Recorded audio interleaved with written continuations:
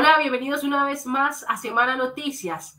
Hoy vamos a tratar un tema que es muy sensible, sobre todo para una población que termina siendo estigmatizada, ignorada, pero que es realmente muy importante. Un alto porcentaje de colombianos y de población de diferentes partes del mundo padecen de autismo.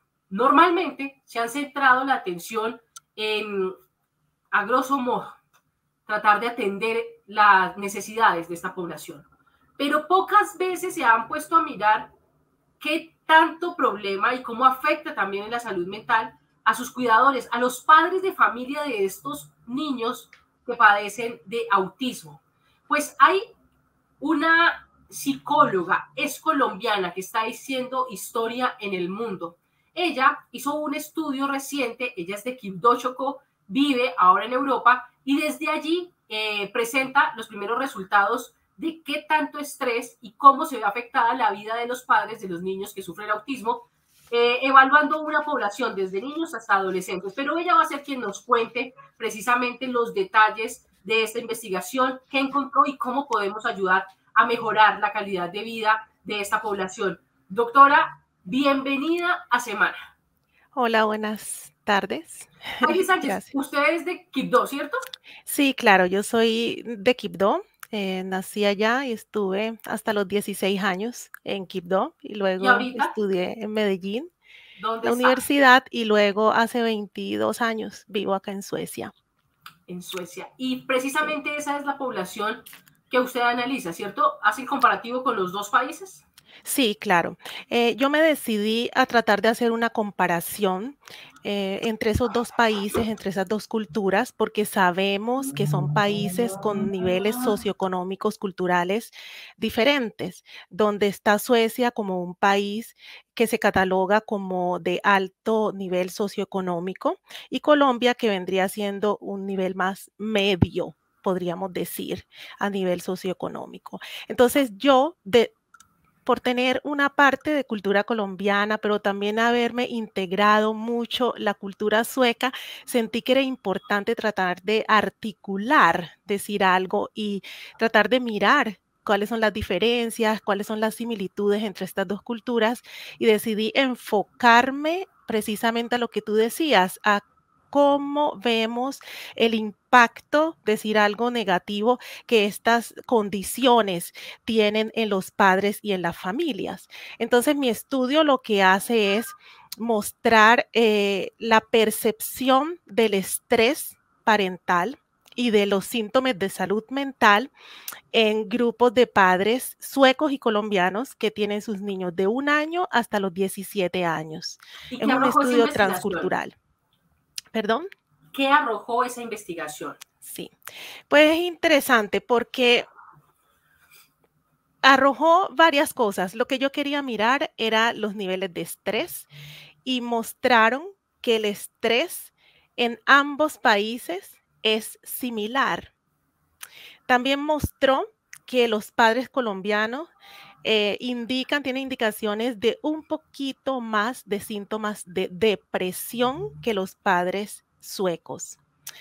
También fue algo importante porque los aspectos culturales, socioculturales, no juegan un papel protagónico en estas manifestaciones de estrés, en este grupo de padres que yo obviamente utilicé en el estudio. Y también mostró que había ansiedad leve, igual similar, tanto en los padres colombianos como en los padres suecos. Lo que quiere decir Eh, es que la misma patología es complicada, porque sin exacto. importar el país de origen o sin importar el nivel socioeconómico, tienen patrones similares. Para las personas que hasta ahora se están conectando, estamos hablando de aquellos padres que tienen a sus hijos con autismo. Y Y TDAH. corríjame de qué edad fueron evaluados. ¿Autismo y otra enfermedad? Sí, de 1 año hasta los 17 años. Y entonces yo miré dos condiciones, el autismo y el TDAH, lo que ¿Qué es? llamamos déficit de atención por atención e hiperactividad. Esas dos discapacidades las miré, Y padres de genera el esos mismo, niños. genera el mismo estrés tener un niño con autismo que uno con este déficit de atención e hiperactividad? Esa diferencia no la hicimos. Ok. Nosotros solamente miramos padres con esas dos discapacidades que arrojaban los estudios. Yo quiero decir también que este estudio se hizo con 150 niños, perdón, padres de niños, tanto con TEA como con TDAH. Fueron 150 en total, donde 92 padres fueron suecos y 58 padres fueron colombianos. En la población sueca se hizo exclusivamente en la ciudad de Estocolmo. Y en Colombia se hicieron en 4 ciudades. Se hizo en la ciudad de Quibdó, se tomó muestra en la ciudad de Cali, Buenaventura, Bogotá y Barranquilla, en 5 ciudades, sí. O sea, Pacífico, Atlántico y en el centro del país. Exacto.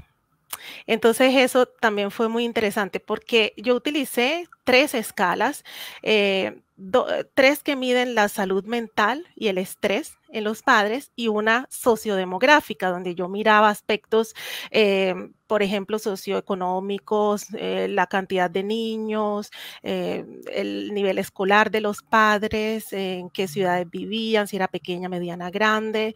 Bueno, yo miré cuántos hijos tenían, las edades de los padres también y todo esto y el nivel escolar, como dije. Entonces, esos datos también arrojaron una información que fue muy importante en el momento de hacer el análisis y tal vez no solamente quedarme en si hay estrés o no hay estrés, si hay ansiedad o no ansiedad en ambos, sino también mirar aspectos como fueron lo que es el estigma. Por ejemplo, que muchas investigaciones han hablado de que hay una relación muy cercana a las discapacidades con el estigma. Y en este estudio también pude mirar el reporte que los padres dan es que sí, que el estigma es causante del estrés parental. El estigma tanto para los padres que tienen niños con estas discapacidades como para los mismos niños. Y que el estigma realmente ahí puede darse en el núcleo familiar, por ejemplo. Pueden ser que abuelos tienen dificultad para entender estas discapacidades, entonces empiezan a ser inconscientemente, podría decir, exclusión, diferencias entre nietos, pero también los padres sienten que hay sentimientos de culpa, sentimientos de que más bien se le da una explicación al comportamiento de los niños, principalmente los de TDAH, que sabemos que tienen conductas desafiantes, que a veces tienen muchos problemas en su comportamiento, entonces se lleva más a la conclusión de que es mala crianza, ¿cierto? Entonces fueron muchos aspectos que se arrojó en esta investigación que yo considero que es importante porque se hace como un aporte teórico a este espectro, decir algo Sí. de las discapacidades del autismo como el TDAH, pero se enfoca más en el estrés de los padres, de la Sí. crianza de estos niños Doctora, ¿se y puede decir jóvenes. que son como antónimos el hecho de el autismo y el TDAH? Son, pareciera que fuera algo completamente contrario, ¿no? Porque ¿cuáles son las características de un niño con autismo y cuáles son las Sí, características de un niño con déficit de atención? sí. Las diremos que los predictores, como decimos así, para hacer los diagnósticos en el autismo sería, por ejemplo, que están involucrados los aspectos comunicativos y del lenguaje, también está todo lo que es la parte de la interrelacional, la parte social está Ajá. muy afectada y también la parte de los intereses. Entonces, muchos niños con autismo tienen unos intereses muy particulares que tal vez se vean como atípicos si comparamos la otra población. Son niños que tal vez, como hemos escuchado muchas veces, se centran solamente en una actividad, les encanta, por ejemplo, si es tocar piano y entonces lo hacen muchísimas veces y no se cansan, o si se deciden estudiar astronomía, entonces es solamente eso. Entonces, eso influye mucho en lo que es la parte relacional.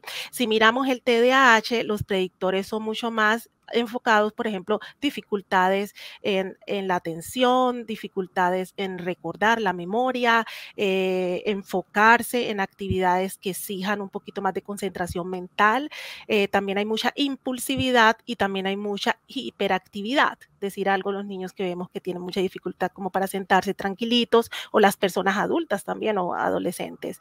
Entonces, decir algo, tienen predictores muy diferentes, pero lo que sí está comprobado de otras investigaciones, que esto yo no lo hice, pero sí se ve que hay mucha comorbilidad. Y esto yo lo veo en mi trabajo clínico acá, porque yo trabajo acá en una institución del Estado sueco, donde trabajamos con estas discapacidades, y vemos que hay mucha comorbilidad del TEA, del autismo, tiene mucha comorbilidad con lo que es el TDAH. Es decir, yo tengo muchos pacientes que tienen el autismo, pero también tienen el TDAH. ¿Sí me entiende? Están relacionados, sí, uno con el otro. Están relacionados, sí. Están como en la misma burbuja, decir algo. ¿Cómo empezar a identificar que mi hijo, mi sobrino o alguien muy cercano podría presentar un diagnóstico como estos? Es decir, ¿cómo logro identificar? Y más o menos a partir de qué edad se presentan esos síntomas. Su análisis es de niños entre 1 y 17 años, si no estoy mal. Sí. Pero después de los 17 ¿hay posibilidad de que estos síntomas aparezcan? ¿O es Claro algo que que sí. viene desde muy niño? Es decir, no, o sea, puede ser que yo me desarrollo normal, el adolescente se desarrolla con normalidad y después de los 17 años empieza a presentar este tipo de síntomas, o eso no es probable que suceda. Mire, en estos casos tenemos que mirar diferentes aspectos.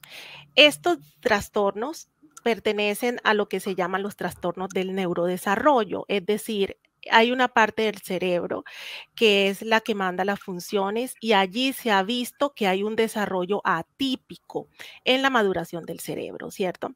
Entonces, la mayoría de los casos que nosotros y las investigaciones dan ese apoyo, la evidencia científica es que la persona nace, tiene la disposición a desarrollar estos trastornos, decir algo. Pero hay excepciones. Puede ser que, por ejemplo, uno ha estado en accidentes, por ejemplo, entonces uno se pueda tener lesiones cerebrales o enfermedades que también afecten el cerebro, y entonces la persona puede tener comportamientos y síntomas que se pueden interpretar como autismo o como TDAH, y ahí ya es la valoración que los psicólogos, los neuropediatras hagan, los psiquiatras, para mirar si es realmente este diagnóstico o el otro. Pero en general es un trastorno que se puede detectar desde muy temprano, desde el primer año de vida, por ejemplo. Y también lo que yo le quiero decir es que muchas veces, porque yo trabajo con jóvenes que tienen de los 15 a los 25 años, entonces a mí me llegan, por ejemplo, jóvenes que están recién detectados el autismo, por ejemplo, de 15, 17, 18 años. Uno ha dado explicaciones a los comportamientos que ellos han tenido con otros diagnósticos. Muy común es que se den diagnósticos de trastornos de personalidad, o depresiones o ansiedades o traumas, y entonces se deja que la persona vaya creciendo, y a la final lo que aparece es el autismo, que es como el diagnóstico primario. Nosotros hacemos acá en Suecia, se trata de hacer mucha detección de estos trastornos lo más temprano posible. Yo sé que en Colombia... ¿Se puede curar o definitivamente no? El autismo no se cura. Lo que se cura o lo que se medica son las sintomatologías que están asociadas con el autismo. Es decir, por ejemplo, lo que son los aspectos de ansiedad, el estrés, porque estas personas con autismo son muy susceptibles al estrés debido a los diferentes cambios, son muy sensibles a los cambios, todos estos estímulos sensoriales y todo eso. Entonces, todas esas, el sueño, la alimentación, tiene muchas dificultades para regular también las emociones, la alimentación, eso se puede medicar o se pueden buscar como estrategias también de entrenamiento que hacen que las personas, a pesar de su discapacidad o su condición, tengan una vida adecuada, un diario vivir adecuado. Cuando se trata del TDAH, sí se medica. Y se medica también para reducir los síntomas del TDAH, o sea, que la persona pueda sentarse, concentrarse más, que la persona no tenga la hiperactividad, que no sea tan impulsivo, que no tenga eso, se pueda autorregular emocionalmente, Ok, pero no se cura, sino que ok, es se algo trata. que es de toda la vida. Y es precisamente por eso que usted presta especial atención a esta población, pero más allá a quien de alguna u otra manera los rodea, ¿no? Porque siempre se ha visto cómo afecta esta enfermedad a la persona que la padece, Sí. pero quienes los cuidan, que normalmente son los padres, Ujú. ahí es donde viene el foco de su estudio. Usted me Sí. decía que una de las cosas que más estrés genera es precisamente la estigmatización. Pero Ujú. aparte de eso y de manera como muy práctica y rápida, si me puede nombrar otros aspectos que terminan Sí. generando ese estrés, ¿cuáles serían? Sí. Serían, por ejemplo, las condiciones socioeconómicas.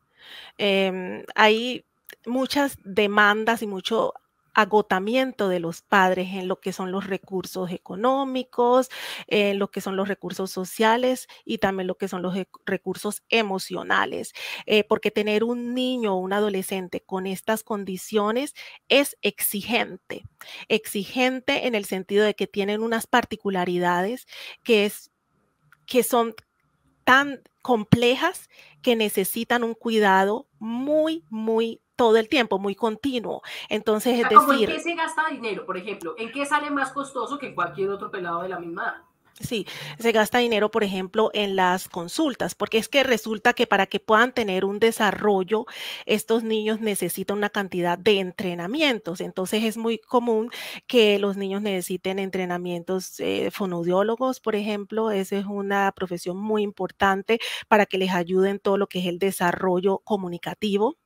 Necesitan también, a veces necesitan terapistas de físicos, necesitan Ok. consultas del neuropediatra, por ejemplo. Entonces, todo este acceso a la salud especializada es muy importante para ellos. La terapia ocupacional es muy importante porque la terapia ocupacional es que les ayuda a que ellos puedan funcionar en su diario utilizando lo que son a aprender a organizar, a planear, todo lo que son las funciones ejecutivas, planear, organizar y ejecutar las actividades. Entonces, si ellos no tienen todo ese soporte, esos niños y los mismos padres en entrevistas me lo dicen, ellos dicen, es muy difícil, no vemos que nuestros hijos se desarrollen debido a que les faltan las terapias y son principalmente del lenguaje y la ocupacional. Ok. Sí. Entonces Aparte también, del lo tema que yo también quiero económico, ¿cuál? decirle para completarle Uh -huh. es que el acceso o la falta de acceso a este servicio de salud es algo que realmente impacta mucho negativamente a las familias, porque es un estrés que causa el ver que su hijo, por ejemplo, no ha entrenado el lenguaje durante un mes y si nos vamos a ciudades, porque yo estuve comparando también las ciudades como por ejemplo Quibdó Sí. con Barranquilla, es un ejemplo, con Bogotá, y ahí se ve una calidad de vida de todas formas muy diferente entre las ciudades nuestras allá en Colombia, donde por ejemplo en la ciudad de Quibdó y aún más porque yo tuve algunos padres que también vivían en otros pueblitos alrededor, entonces son personas que no tienen posibilidad de encontrar a estos profesionales en comparación en Bogotá, por ejemplo, en Barranquilla, que inclusive hay centros especializados donde pueden llevar a sus niños y pueden desarrollarse de otra forma. Es Entonces, común la falta de encontrar, acceso es, es común perdón. encontrar o el porcentaje es muy alto de esta población que tenga autismo o TDAH. Sí, pues nosotros hablamos de prevalencia, ¿cierto? Entonces, se estima, cuando se trata del autismo, se estima que del 1 al 3% de la población a nivel global tiene autismo. Luego, cuando miramos lo que se trata de Colombia, por ejemplo, el Ministerio de Salud y la misma Liga de Autismo, Liga Colombiana de Autismo, han querido ser muy reservados en el sentido de que como no existen suficientes estudios epidemiológicos, entonces no podemos hablar a ciencia cierta, pero han dicho que por ahí de 1 de cada 110 niños están diagnosticados con el autismo en Colombia, con reservación. Tenemos que tener salvedad de los datos porque no hay estudios muy confiables, pero Pero eso eso es es lo que un hemos porcentaje llegado. alto, ¿o no? Es un porcentaje alto se cree que hay muchísimos más, hay muchos más Subregistro. casos que no están detectados y el problema Ok. de Colombia también es que la detección se hace muy tarde. Ya la detección del autismo principalmente se hace muy tarde, se hace muchas veces a los 8, 9 años, 7 años. Entonces, no hay muchos registros de eso. En Suecia, eh, bueno, eso es una parte del autismo, ¿cierto? Sí. Cuando hablamos del TDAH, hablamos de que es cerca del 5% a nivel global de niños que tienen el TDAH y el 2,8% a nivel global de adultos que tienen el TDAH. En Colombia faltan estudios de prevalencia a nivel nacional, eso fue lo que yo pude encontrar, y en Suecia se estima que del 3 al 10% de niños y adolescentes tienen el TDAH. Ok. Doctora, de manera rápida, tips de pronto para los padres, según lo que usted logra analizar de lo que genera el estrés, ¿qué tips podremos dar? Mejor dicho, los 3 tips más importantes para tratar de disminuir un poco ese nivel de estrés para que pueda mejorar en algo la calidad de vida de estas familias. Sí. Mire, yo en mi práctica clínica, más que en mi investigación, he pensado muchísimo sobre esto y yo considero que cuando los padres llegan al nivel de aceptación de los diagnósticos que sus hijos tienen, yo creo que muchas cosas se regulan, ¿cierto? Los padres tienen procesos muy diferentes desde que empiezan a sospechar de los síntomas del diagnóstico, principalmente el del autismo, porque el del TDAH se ve muy fácil, ¿cierto? El niño es difícil de concentrarse, esos son los que llamamos que son un motorcito, que mejor dicho, bueno, todas estas cosas, pero el de autismo tiene otras particularidades. Entonces los padres empiezan a sospechar, pero muchas veces no tienen la confirmación médica, ¿cierto? Y muchos empiezan a sospechar y empiezan a darle explicaciones de otras cosas porque no quieren, pues no, es difícil como aceptar esa condición porque también hay muchos, ¿cómo se dice? Muchos pensamientos superficiales y hay muchos aspectos culturales que influyen, ¿cierto? Pero también muchos padres tienen el diagnóstico y se niegan a aceptarlo. Entonces, cuando el padre entra en la aceptación de que su hijo tiene el diagnóstico, ya se abre un mundo de oportunidades, porque es allí donde los padres empiezan a buscar las ayudas que se necesitan en miras de que su hijo se desarrolle y pueda alcanzar un desarrollo tal vez no típico, porque nosotros hablamos de desarrollo típico y atípico, ¿cierto? Ajá. Los niños con TEA y con TDAH tienen un desarrollo más atípico, pero los niños con las ayudas profesionales pueden no tal vez, pueden desarrollar muchas habilidades que hacen que ellos puedan comportarse y vivir una vida adecuada, ¿cierto? Entonces, la aceptación es muy importante. Yo digo que apenas los padres empiezan a sospechar que sus hijos tienen un comportamiento, el desarrollo del lenguaje o que están por ahí, por ejemplo, si es el autismo principalmente, que no quieren socializar con otros, que no quieren dar el contacto visual, todos esos aspectos, es importante que uno los vaya teniendo como unas señales de alerta y Ok. buscar la ayuda para el diagnóstico. Y también yo digo algo, cuando ya el padre está en el proceso de aceptación, es importante también tratar de buscar los foros adecuados, donde haya padres que tengan las mismas experiencias, que tal vez hayan avanzado mucho más para uno sentir ese soporte, ¿ya? Porque resulta que muchos padres explican que se sienten muy solos durante muchos años y es porque no saben a dónde acudir. Quieren explicar esa situación a amigos, a compadres, a los profesores, pero no se sienten como entendidos y no se sienten como identificados con esas otras personas. Entonces, cuando se acepta el diagnóstico, se abren muchas posibilidades. Uno puede hablar más del diagnóstico y aprender más. Pues doctora, muchas gracias por su tiempo. Muy interesante el estudio que realizó y esperemos que sea útil precisamente para eso, para mejorar la calidad de vida de muchas personas. Bueno, muchísimas gracias a ustedes por interesarse por este tema y por la entrevista. Y a ustedes también, muchas gracias por estar siempre conectados con Semana TV. Recuerdo que estamos solamente a un clic de la información y puede estar informado constantemente. Buenas tardes.